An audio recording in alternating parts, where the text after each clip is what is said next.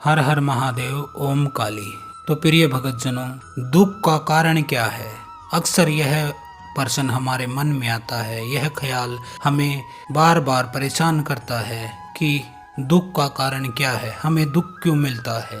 हम पूजा पाठ भी बहुत करते हैं, अच्छे कार्य करते हैं, कोई बुरा कार्य नहीं करते, फिर भी हमें दुख क्यों मिलता है। तो इस सवाल का आज मैं आपको जवाब देने वाला हूँ। तो मित्रों, आमतौर पर दुख को नापसंद किया जाता है।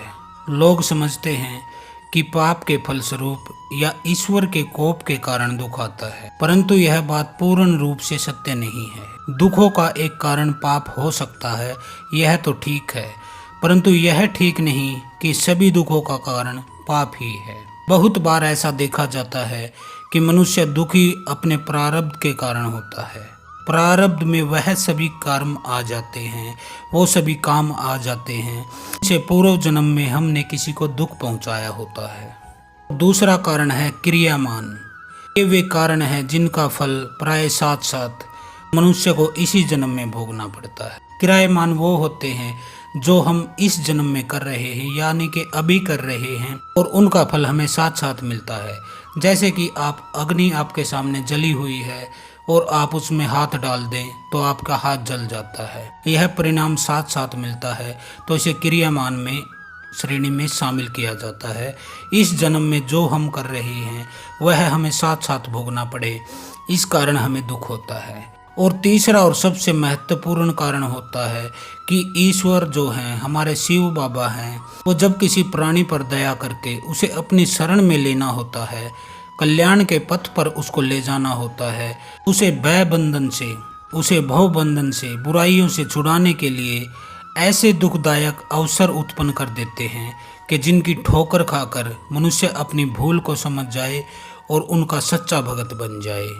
तो ईश्वर इस तरह भी आपको दुख देता है ताकि आपकी समझ में आ जाए कि इस संसार में सिवाय दुख के और कुछ नहीं है। हमारा मनुष्य का जन्म लेने का कारण, प्रथम जो सर्वोत्तम कारण है, वह यही है कि हमें परमात्मा की प्राप्ति के लिए प्रयास कर देने चाहिए। सांसारिक मोह, ममता, विषय वासना का चस्का ऐसा लुभावना होता है कि साधारण सी इच्छा को भी नहीं छोड़ा जा सकता। एक हल्का सा विचार आता है, जीवन जैसी वस्तु का उपयोग किसी श्रेष्ठ कार्य में करना चाहिए, यह हमारी समझ में आ जाता है, परंतु दूसरे ही क्षण ऐसी लुभावनी स्थितियां सामने आ जाती हैं कि जिसके कारण जो परमात्मा की प्राप्ति का विचार था, जो मोक्ष की प्राप्ति का विचार था, जो धर्म पर चलने का हमारा विचार था, वह धूमिल हो जाता है और मनुष्य जहाँ का तहाँ फिर आकर खड़ा हो जाता है। इस प्रकार के कीचड़ से निकलने के लिए भगवान अपने भक्तों को झटका देते हैं, सोते हुए को जगाने के लिए बड़े जोर से झंझोरते हैं। यह झटका हमें दुख जैसा प्रतीत होता है।